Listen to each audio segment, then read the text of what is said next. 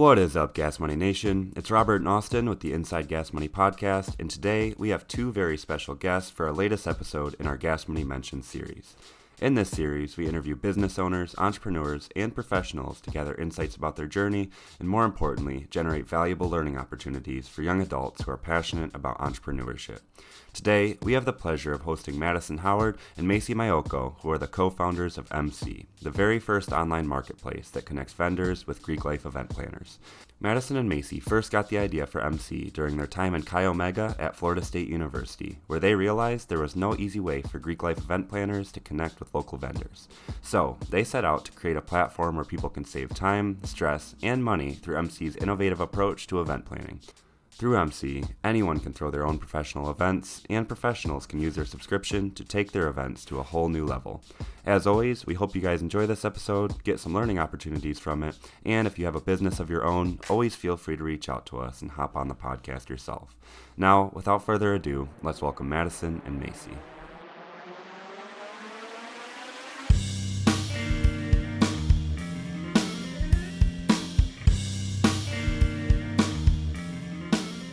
So Emmcee actually kind of started as I was planning large-scale events, and I'm going through reaching out to all these people. I'm like, there has to be an easier way. Classic kind of story. Look up, trying to find an easier way, and there wasn't one. So it was really just a thought that kind of settled as I was planning these events for my sorority. And then we're in the Jim Moran program, both commercial entrepreneurship majors. So they're always kind of pushing, why not just start a business with your idea? You're in a really low stakes area. So Macy was like, let's do it. And so that's where the idea was born, and it's kind of morphed into a whole new kind of thing as we see what vendors need, what our Greek life event planners need, and you can speak some more on what it is now and kind of where we're at. Yeah, I feel like over time, the idea has definitely developed into something completely different than when we started, which is really cool to see, just going through market validation and really having those face-to-face conversations with event planners and vendors. We've kind of realized what some of their pain points are, and then trying to kind of tackle those and figure out how we can really help them. So now Emmcee is a two-sided marketplace in the form of a website where vendors and Greek life event planners can come on, and if you're an event planner, you can book any services you may need, like venues, catering, entertainment, DJs, photographers, anything like that you may need to plan an event. And then at the same time, on the other side, the vendors can come on, build storefronts, add photos, add reviews, and their availability so that the event planners can go ahead and book it. And then within our platform, they can check out and have those vendors secured for their next event. It sounds like there is definitely a demand for it. What's the current process? Is there any other platforms out there that are similar, or is it pretty much just everybody calls everybody individually? Yeah, so what we found through just talking to people in the whole community is that pretty much everyone does it differently. It's basically off of preference. If you want to call someone, someone wants to text you, I'll be texting a vendor, a venue, and they're like, yep, you're good. And I'm like, this doesn't seem very official. Or an email, anything like that. And then sometimes even further, they have their own website or host site where they have their contracts and all of that. Mm-hmm. So you're kind of clicking all around, calling, texting, just for one event. And that's a lot, especially when you're looking for, if they can do that date, okay, can you do this many people? Can you do this, that? And then you could get through a lot of plans, and then you realize that maybe they can't do it or it isn't going to work out. So Emmcee eliminates a lot of that just tedious, time-consuming back and forth. And that's once we realized that the demand was beyond just me, oh, maybe I could make this easier, we realized that there's actually something there that could help event planning in general and making events fun for everyone, including the person planning it. So, did you go around and ask a bunch of different sorority and people that plan events and all that stuff to kind of figure out what, you said you started a lot different with what it compared to what it is now, and you found that need and the different pain points, and was that just kind of talking to everybody, or I guess walk through that process?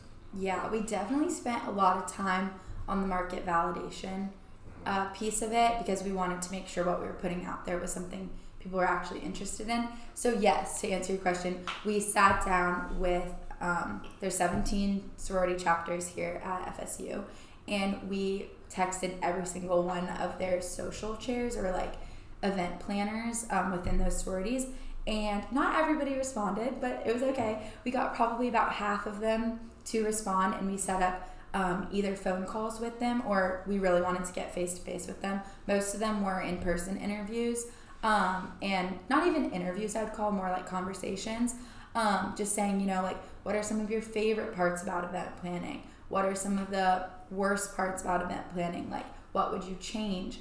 What forms of communication do you use to reach out to vendors? And most of the time it was 5+ platforms of like email, texting, calling. As Madysen mentioned, sometimes they have websites that you have to go on and fill out an event inquiry form for or whatever. So, you know, just talking to them, having those face-to-face interviews kind of helped us narrow down what we were looking for.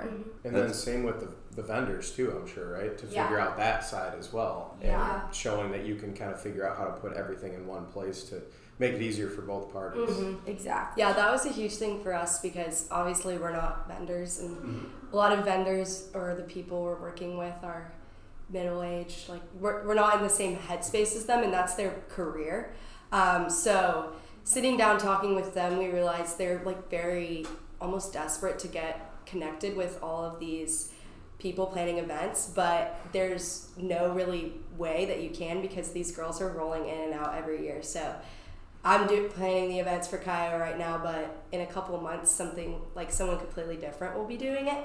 And so then it's finding their phone number. Maybe they're using the same email as me, or maybe they're using their personal email. So tracking all of that has been really hard for them. And being able to build those relationships with the vendors has been really, really cool. Yeah, that's awesome. And that, like, it's kind of relatable to our experience with Gas Money, because when we started, it was just Austin and I. We had a couple other friends. Even Joe was working with us at the beginning. And that was before we had the app, so we'd get calls from people, texts on Instagram, Facebook, actual SMS messages. It was just really like hard to keep it all in one spot. Like, it was really disorganized with the scheduling. So that's also a reason we started Gas Money, was like have that one centralized website and app where everybody can go on, just hire people. And I guess with that tech development aspect, so you guys did the market research, you got that validation that you needed. And from there, like, did you have any tech experience, or what was your whole process with creating a website with all that functionality? Yeah, that was definitely one of our pain points for sure, because Madysen and I, neither of us have tech experience at all. So we really spent a lot of time also figuring out a platform we could use that was low code, no code, kind of like building that lean, mean business model that everybody is talking about nowadays. So we ended up going through a few different platforms and trying to figure out which one was best for us. We did find one, and we have been doing that all ourselves, plugging it in manually. Neither of us know how to code, so it is one of those like kind of plug and chug type of websites that we've been using. Change a couple things, see if it works. Yeah. So, and Madysen and I are also perfectionists when it comes to this kind of stuff. So some things we get a little bit frustrated by if we can't customize it the way that we want it to or whatever. But I think at this point, our goal is to just kind of get it out there and get people on the platform, and then we can kind of build it to exactly how we want it to look a little bit later down the line. Yeah, exactly. It's kind of that lean startup method like you talked about. We did a similar thing. Like, it sounds like you're building that MVP, launching it, and then going to get user feedback from both sides to help you figure out what changes you need to make, because when we started, we found that there was a lot of changes on there that we were going to add, but we were like, we'll wait and see what people say. And then we got that confirmation instead of adding it and not actually needing it in the first place. Yeah. So, no, that's awesome. And I guess at your time in Florida State, like, have you made a lot of connections with other sororities just being in Greek life, where once you get the website launched, like, is the website launched yet? Or so we have our launch event, and that's November 27th. That's when the website will be launched, working, everything. So. Okay, cool. So yeah, with your network, like, is it when you launch it, are you just gonna blast it out to all the sororities and like, hey, sign up on this, give us some feedback? Is that kind of your plan of market launch? Yeah. We have been, as I mentioned before, we had like those face-to-face conversations with some of them back in probably April, I would say we started those conversations and building those relationships. So we've kind of been in touch with them for a few months now, which is great. So they kind of have an idea of what our business, they had an idea what it was kind of from that point. So over the past few months, we've been reaching out to them, like asking them questions, sending them some surveys, gathering some data around that. And then just recently we kind of put together like a group text and an email marketing campaign that we sent out. The email campaign was for vendors, and then the group chats on text, which I feel like are a little bit more personal, we sent out to all of the Greek life event planners. So I would say yes, we've definitely built some more relationships within the Greek life community, within sororities, because of Emmcee, which is so much fun.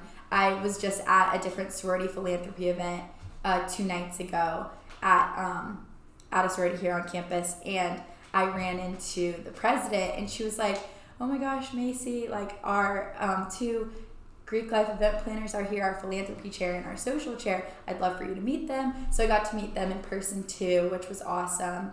And yeah, you definitely get to meet so many people because of it, and I'm a people person, so I love it.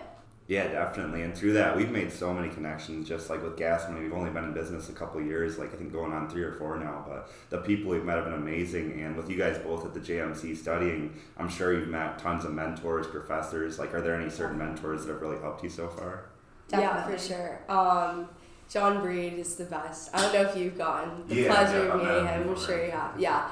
And so even over the summer, I thought this was just really special. Like, we emailed a couple of our professors and we're like, can you just hop on a call? We were kind of at a crossroads of what we wanted to do, what the next step was, and they were all so ready and eager over their summer to hop on a call and just talk things out with us. Sometimes it was just like, oh yeah, do that, you're gonna be great. Or maybe like a little bit more helpful and insightful, but it's also great because our professors like all kind of specialize in different things. So we had our one professor were like, oh, we need to talk to him for this, Professor Gardner, or oh no, we could talk to someone else for this. So it's been great. Yeah, leaning on them and using them as a resource has been great. I would definitely say John Breed for sure, Bob Garner, Shelley Griffin, Ron Frazier. There's a few of them. They've been awesome. Even Shelley Griffin, she specializes more in like advertising, marketing, PR, that kind of stuff. And she was teaching abroad in Florence and emailed us back literally within like 2 hours of our initial email.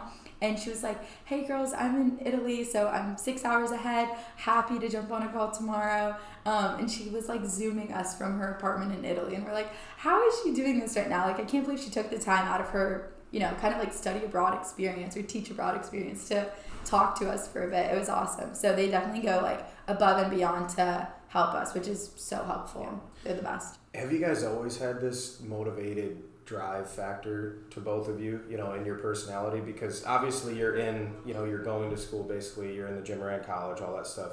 Leading up, through high school or through your before college experience, what kind of turned that in your head? Or were you always like, okay, I either had experience with family and business or something like that, or what was kind of that turning point to get you really focused on entrepreneurship? Or was there not? No, it's funny. I was just talking about this, I think maybe in class the other day. But growing up, my dad owned a business, and he owned a couple, kind of just like flocked around and owned businesses and all of that. And I got to see that from his perspective. And it's obviously a different kind of lifestyle. And so coming to school, I was like, I'm going to be a psychology major. I don't know. And then one of my friends was like, you have to check out JMC. And so I was like, I don't know if I want to start my own company. But I've seen my dad like stressed out and all of that from it. And you don't really turn your brain off when you have your own company.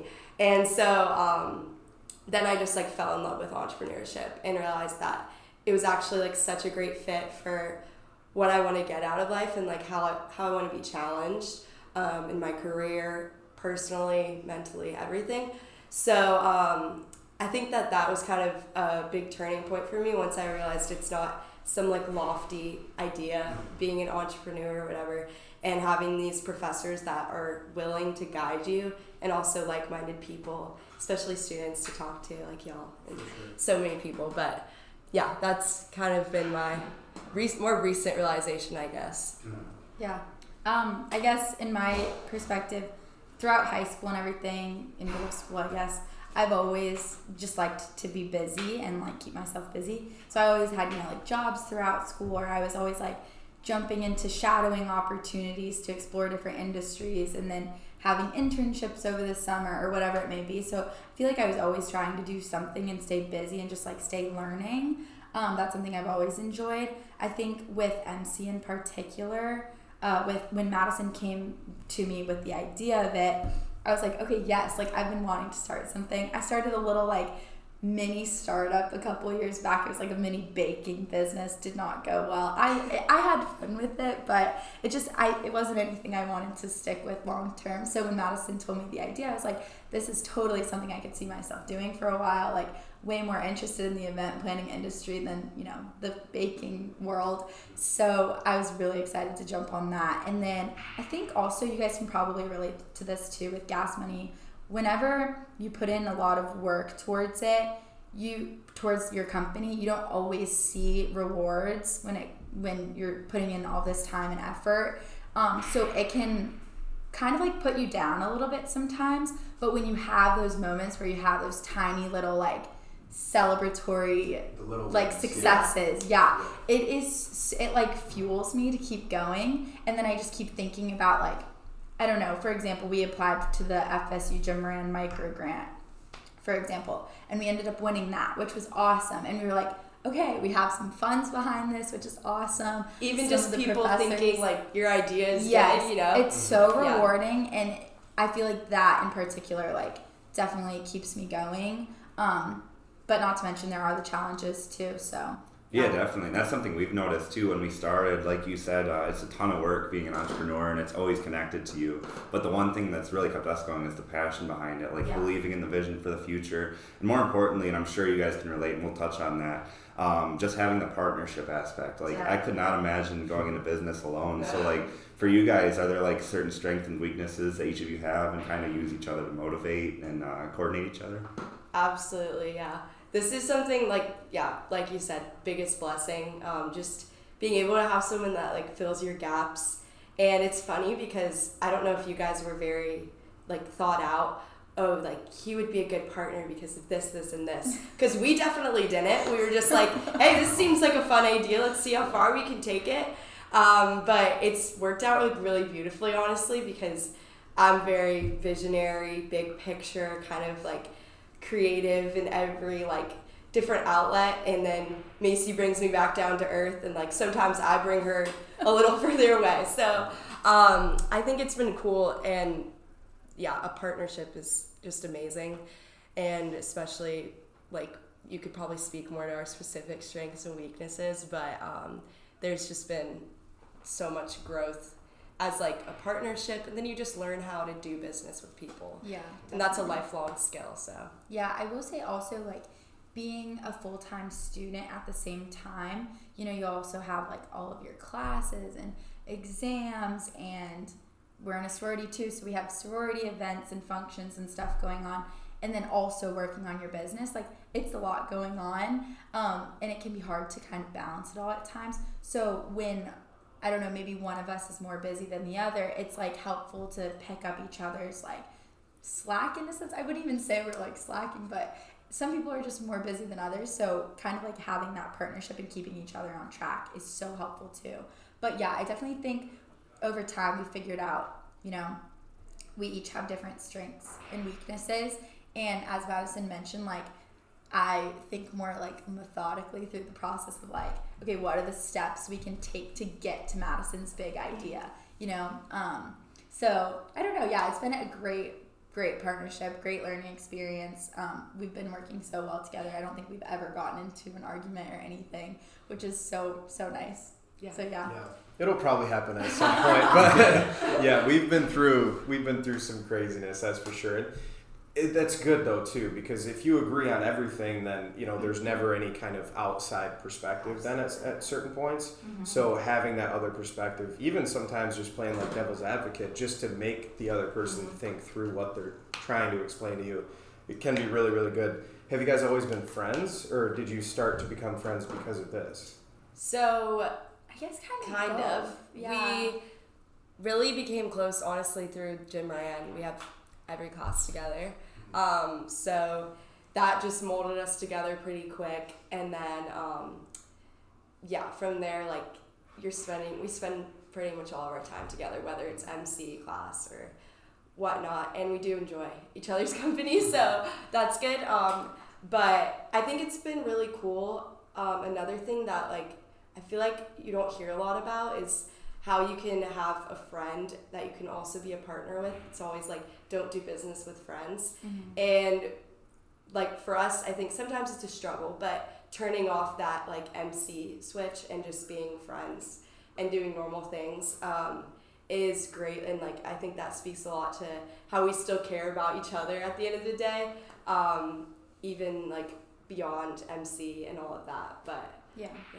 That's something that we've learned too, like just being able to flip the switch, like you said. There's important times where you should just be able to hang out, like not worry about the business, but at the same time, it's always in our heads. So we'll be hanging out sometime, like not working on anything, just hanging out as friends, and then one of us will get an idea, and we'll just go straight into work mode and just start planning ideas and stuff. So it's a really cool like dynamic to have. And like you mentioned, a lot of people do say don't go into business with friends, but I feel like one of the most important factors for that is like the trust factor, where if you're going in with somebody random, like you pick up a co-founder, you never know like what their true intentions are. So with us, we met on the doubles team for tennis. We were both never played tennis before.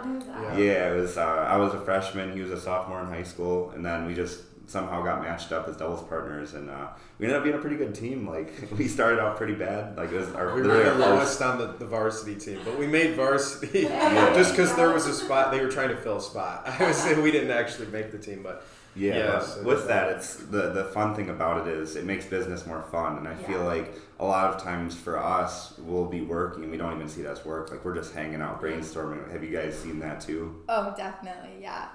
Madysen and I both live in our sorority house this year too, so we live together, we work there together. We have study rooms in the house too, so we'll go into like those study rooms and just be grinding out, but it just feels like we're hanging out and brainstorming and having fun with it. So yeah, can definitely relate to that. Yeah. Do you guys have other friends? I guess like because in the sorority there's a lot of different girls. Right? Yeah, there's 51 girls that live in our house. Yeah, so 300 in the whole thing. Wow. About 300. Yeah, and you've obviously had friends outside of that, before college and things like that. Have you ever noticed that you have to have different conversations because you have that entrepreneurial mind? So like when you're just being friends with somebody else, like have you tried to bring that entrepreneurship mind out a little bit and realize like this is kind of hard to have this conversation because a lot of people think differently. It's meant for certain people, Yeah.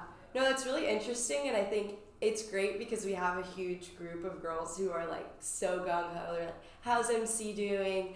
And then we go to explain it and they're like, what? And they're like, how much do you do this? And we're like, every day. 15 hours a week. Yeah, and maybe more. It's definitely not conventional. And you're right, it's definitely not for everyone. But having that support system that they're like, oh my gosh, the launch party, we're so excited. Like, we know we can't go, but we're so excited. Like, it's so cool because like that means the world, even though they don't understand it. And I think that it's really cool also to see the movement of like entrepreneurship being really valued.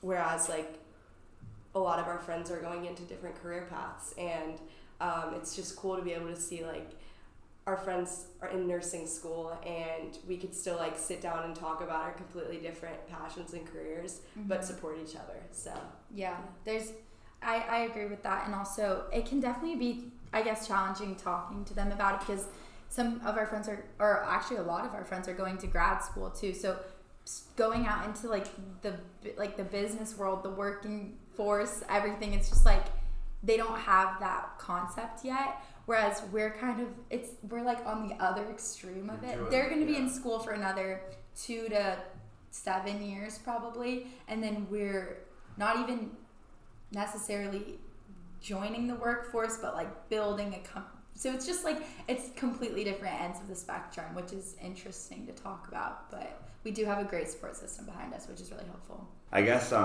just in aspects of network and communication, I know when I was in high school, I was like super shy. I didn't really talk to anybody outside of my circle. Like I was one of those nerdy kids, just studied all the time. And then when I got to college, there was two things that helped. One was doing Gas Money, talking to clients, just learning how to communicate with like any sort of person. And then the second was when I came down here, like we grew up in a small town, so I came down here, I knew nobody. And luckily, through having that experience and connecting with people with Gas Money, I was like, all right, I have communication skills. I'm just going to go and make as many friends as I can because I didn't want to be lonely. Like, it was during COVID.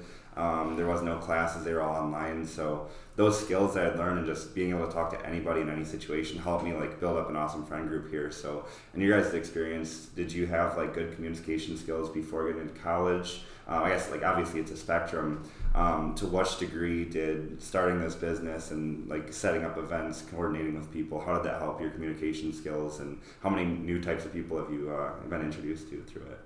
Yeah, so that's a really interesting question, interesting way to put it, because speaking for myself, like I love to talk to people, whatever, but I think a big part of it that I didn't expect to learn so much from was like the confidence in your own ideas and your passions. And just taking an idea or anything you're passionate about and being really confident in it and being able to talk about it to anyone. Like now when we meet pretty much anyone, Emmcee comes up. And at first, that's really scary. Like you're just kind of talking about this idea that's your baby that you won't know if it will make sense to someone else. And so that's definitely been a huge thing. Like now I truly feel like I could be confident in anything that I'm a part of and talking about it in a whole new and different way than, growing up or all of that. But yeah, I would agree. I feel like I grew up basically going to events with my parents. They've dragged me to like anything with like adults and stuff. So I feel like I always had that like communication skill to be able to talk to like adults or in professional settings, things like that. I feel like through Emmcee though, I've definitely expanded upon that skill, and just like even through sending emails back and forth, like being very attentive to that and then trying to respond like within a really timely manner or things like that. On a different note though, also within the Jim Moran College of Entrepreneurship, one of the required classes we take is a public speaking class. So even getting up and doing like pitches for big conferences. We got to go to the TalTech conference here about a month ago. It was a big tech conference. Even going to that, I felt so much more prepared than I would have had I not taken, this public speaking class, or in our experiences class too, which is another required class we have. We are required to go up in front of the class and pitch like probably 3 to 5 times a semester, which is so helpful because you get so comfortable going up on stage in front of people, or even online now through Zoom or Google Teams, Microsoft Teams, whatever it's called, and having those conversations. And like Madysen said, being confident in what you're saying.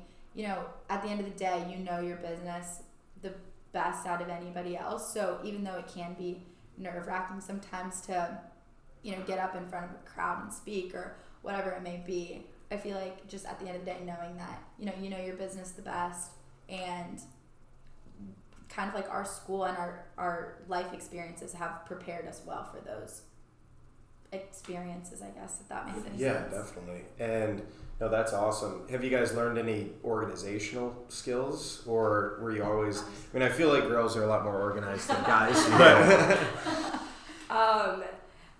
I think in a whole new way, because it's easy to, I've always been pretty organized with life things, but being organized about big ideas is a whole different thing. And that's where like I've honestly learned a lot from Macy on like how can we like make this organized so we don't miss something, or so we don't like miss the mark on our idea or how it's portrayed. I feel like that's also something that we're still kind of learning at the same time too. I like to write everything down. Like as soon as I think of something that we need to do, I have to write it down. I even use like my notes app in my phone right now, which I need to figure out a new platform. So if you guys have any recommendations, please let me know.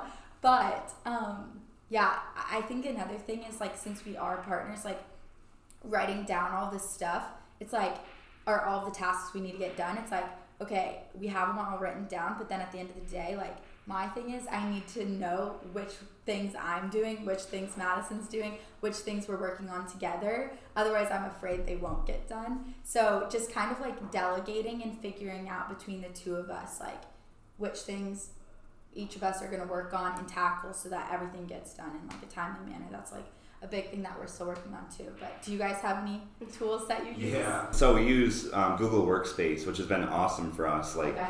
We're not obviously. Hopefully one day we'll get a sponsorship, but just in our experience, it's like it's basically Google Workspace, the best management tool.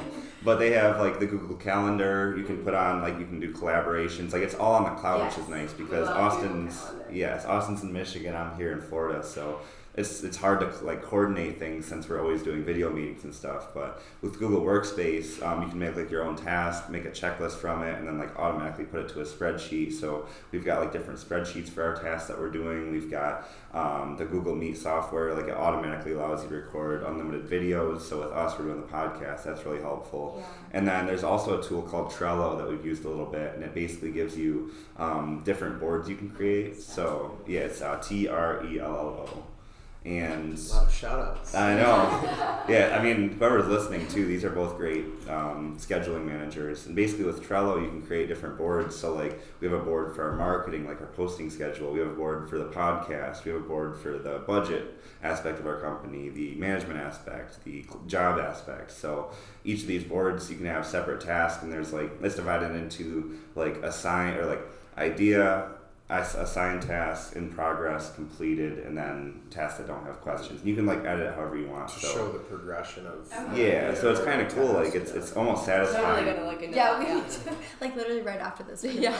Go check it out. But it's interesting to me because growing up, before having my business, I was always told what to do, whether it was like school was like the main thing. You go to school, you have a list of tasks you have to do. You got to take this test, you got to study for this, do this homework. And same thing in college. A lot of times you're told exactly what your week looks like, exactly what your schedule is, and you know your responsibilities. But being an entrepreneur, you're the one that's in charge. Like you're the one who has the business. Nobody's telling you what to do. Yeah. So that was kind of a interesting adaptation for us, just realizing that we're fully in control. Nobody's going to tell us what to do. And having the partner aspect definitely helps. But for you guys, was that also like a similar kind of, I don't know if wake up call is the right word, but just realizing that you're going to have to create every aspect of planning and scheduling? Yeah, I think one thing that we implemented pretty like soon after we started was in Google Calendar. We made an Emmcee calendar shared between both of us, and we kind of sat down with our schedule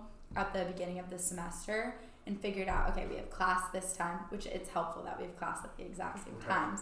So we have breaks at the same times for the most part. And we would designate, we have, I think it's like 4 days during the week, we have scheduled time in for Emmcee, and those would be at first the times that we'd meet. We don't really follow that anymore. We kind of just sit down for like 6 hours at a time now and just do what we can, as much as we can.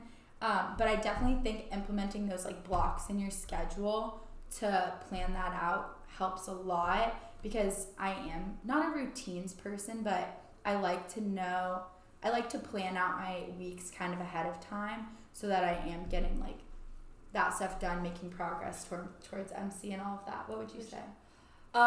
Yeah, I think it's interesting because we'll sit down and be like, what do we need to do? And we have our to-do list, but at first it was almost crippling. You're like, where do I start? I have this idea. I know what I want it to be. I have no idea how to get there.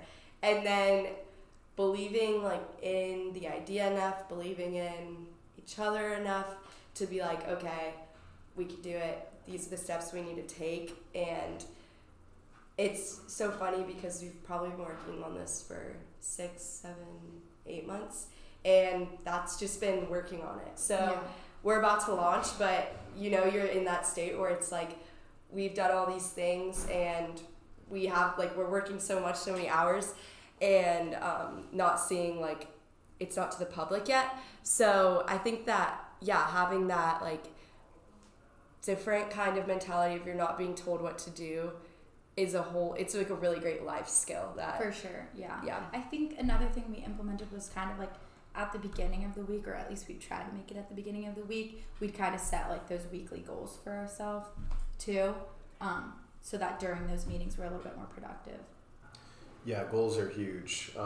Has that always been kind of a part of your guys' lives, just like goals and like writing them down and stuff like that? Because that's one thing, having goals is one thing, and then if you actually write them down and maybe try to break it down into smaller goals to reach that bigger goal, that's huge because it keeps you accountable. Mm-hmm. If you're going to write something down and at least take the time to do that, then, or, put it up on your wall or something like that, it's just always going to remind you, and if you don't continuously progress, then you're going to have that guilt feeling. So there's your accountability right there. I don't know, what do you guys do for goals and all that? I feel like I didn't really do it before Emmcee as much, other than like writing down my New Year's resolutions every year. I'd be like, okay, I want to do this and this year.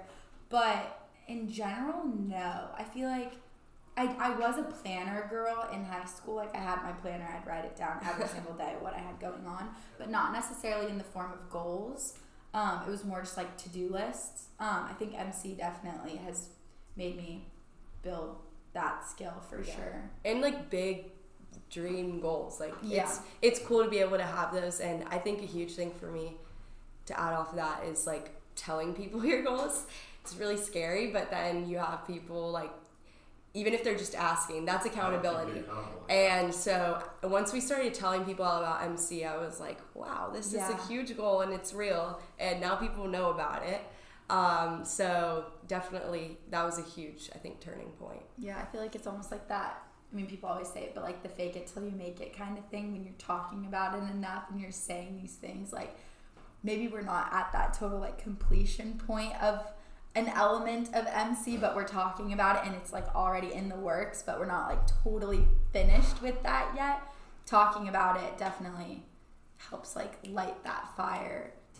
Well, by continuously talking about it, even like you said, even if it's not completely done or to the point where maybe you're talking about it, you can also come up with different ideas and different things while you're still projecting that idea out. And things are going to come where you're like, okay, this is the last piece of the puzzle. Mm-hmm. And if you don't always talk about it, you're just going to be going crazy in your head. That's true. For sure. Yeah, no, we're really big on mindset, and I think that goes a lot along with confidence and like goal setting.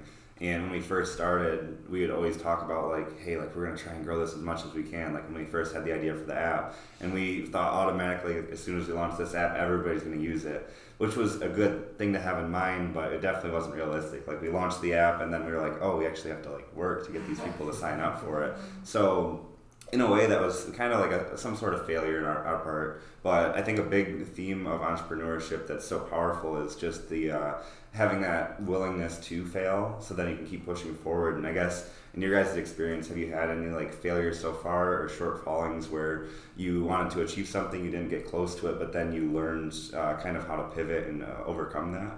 Absolutely. I think a lot of it is being really flexible with your idea, your business.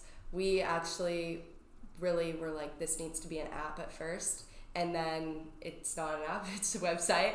But that, I think we really worked towards that. We really pushed for that. And then we were like, all right, we want to do a website instead. It just made more sense for us at the time. And I think that could have kind of felt like a failure. Another great thing about having a partner is like, it's hard for you to both feel really discouraged at the same time. So sometimes I feel like I'm discouraged and Macy's like, okay, let's go. Like you're fine. Like we're fine. We're going to get there. And vice versa. But then I think tech in general would probably be where the most failures have come from.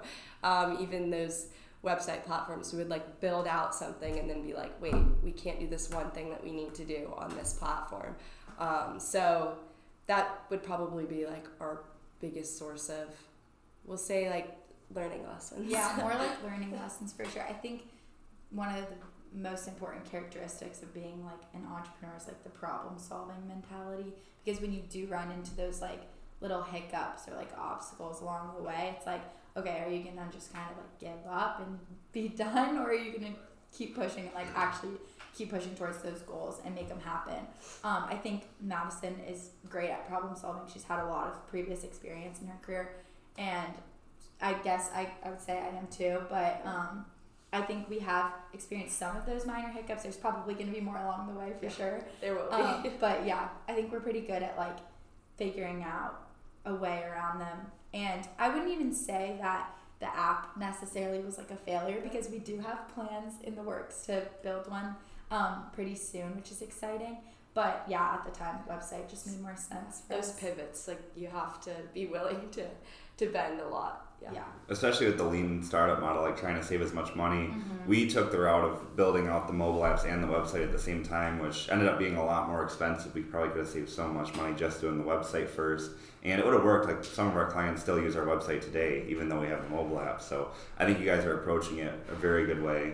And the best part is, before creating that whole mobile app, you're going to get a ton of feedback from people on your MVP. Yes. And that's, I think, one of the most powerful things is feedback, like with entrepreneurship. Yeah, I agree 100%. That was one of the biggest decision makers for us was, it's less expensive to go website route at first, and we really wanted to gather that feedback of the first time users and everything, and be like, okay, these are some things that we love about the website. These are some things we wish the website had, or things we could change about it, and then take that feedback into the app building stage. Yeah. So yeah. I'm really curious too. So for sororities, like they're obviously very interconnected, like across the nation, right? Like the different chapters and stuff. So obviously you're launching at Florida State, but do you have plans, like eventually is your overall vision maybe like 5, 10, 15 years out to have it across America, just mainly used by sororities, fraternities? Absolutely.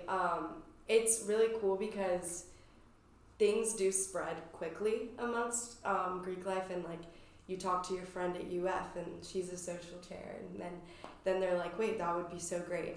And that's a huge goal of ours. Speaking of goals, I think that even as soon as the spring, just starting to reach out to other schools around Florida, it's very transferable. Mm-hmm. And we've tried to keep it broad enough so that any chapter could use it. And then, of course, eventually it would be amazing to have the chapter nationals subscribe to this and use it and mandate it for all of their chapters across the nation. I think just to basically summarize it, we're starting at FSU, really focusing on that target market and like verifying the validity of that, and then expanding to schools in Florida, along the southeast coast, and then across. Another idea that we've also been toying around with, which we might also do at the same time, is Madysen and I are both in Chi Omega, and it's the largest sorority in the nation, and our nationals is in Arkansas. Mm-hmm. So reaching out to that national organization and trying to implement it at all Chi Omegas is another route we're considering, to get it a little, I guess, across the states a little bit quicker in a sense, rather than that like super gradual kind of implementation. So yeah. Yeah, definitely. for sure. Are there any, because for us, I guess you could say our hurdle or our wall that's in front of us for expansion is insurance, because we have to cover all the workers that go on jobs and things like that. Obviously marketing and all that stuff too, but that's for every business trying to expand. Are there any, things that you guys see yet? Obviously you haven't tried to expand yet, but do you see anything that could come up that would kind of be a hurdle you'll have to jump over for expansion? Yeah. We have not insurance, but similar insurance for liability with these vendors. So these are essentially just more planned and put together college parties. So there's always that liability there that I've realized from planning the events, and that's a whole other side that we're still kind of working with how we can solve that pain point. And I think especially nationally, once you're working with a lot of vendors, and Emmcee is that middleman, so there's still that liability on Emmcee they didn't pay us, or they trashed our venue, they were disrespecting our caterers. So there's always going to be those hurdles. And I think it's also interesting thinking about, I kind of had this moment back in August when you're like, you have this idea, everything, and then I was kind of scared of that it was happening almost. So there's a scariness along with that expansion, and it's really interesting to feel those feelings and try and see how you can use that as fuel and everything. Yeah, I think on that same note, it's interesting, even at Florida State, just here, all of the sororities have a different process that they use to pay vendors. Some use credit cards, some use checks, some pay 3 weeks in advance, some pay the day of, whatever it may be.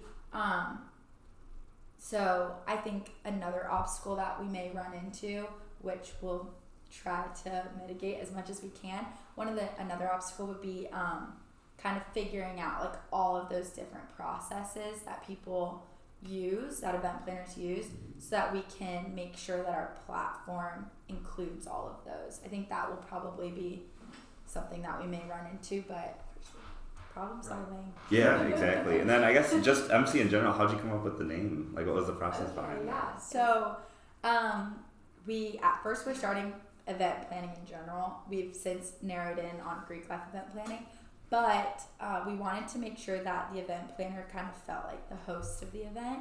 So if you've heard of an MC, stands for Master of Ceremonies. A lot of people think of them as DJs, but it really just means the host of an event. That's the definition. And when you spell out Emmcee, it's Emmcee. So we added an extra M. Our MC is Emmcee for Macy and Madysen, 2 M's. Yeah. And it's been really helpful with finding domains and everything too. Yeah, intellectual property laws. Wasn't really on purpose, but yeah. Yeah, it's definitely made things easier because it's not a real word. Yeah, just we made up a word. So yeah. Yeah, you're lucky with that because we looked at the gasmoney.com domain. It was $25,000. We're hell no, Should we just change the name? We definitely got lucky with that for sure. I don't know if we were thinking of that right off the bat when we made it, but got lucky with that one. Yeah, definitely. And I guess kind of wrapping it up a little bit, you guys are both going to college right now, and you're both business owners, obviously, both involved in Greek life. So you're very busy, and a lot of young adults, especially, even if they don't have a business, can struggle with time management, a lot of mental stress, just being in college, being so busy. So if each of you had one piece of advice to give to either college students or even high school students who are struggling with time management or wanting to get into business but aren't sure where to start, what would that be? A huge thing, I think, for me has been that organization piece of setting time aside and saying, I'm not going to do anything else except this, because it can be a lot just thinking about all you have to do. So writing it down, setting the time aside, and that's been extremely beneficial for me. And also having a great group of people around you to keep you accountable, but also be no, you can do it. Be your cheerleaders. It's always good to have those people that will help you out and you need help with this one idea, or you need help in this other area of your life because I know you're working really hard on MC right now.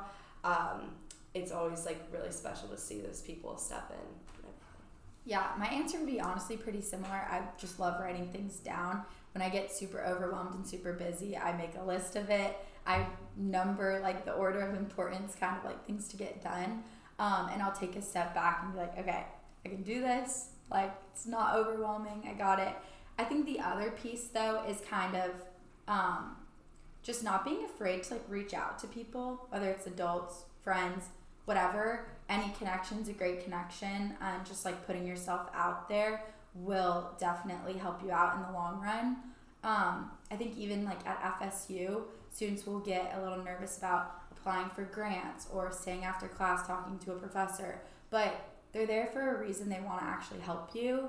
And I think we get a little bit in our heads about oh, I'm just going to be wasting their time. I'm going to be annoying. I don't want to stay. I'm too lazy, whatever. But they're all there to help, even in job searches and stuff like that. If somebody's there, if somebody's, reaching out to you. Like, they want to help you, so don't be afraid to kind of like take those opportunities and run with them. I think they can lead you pretty far.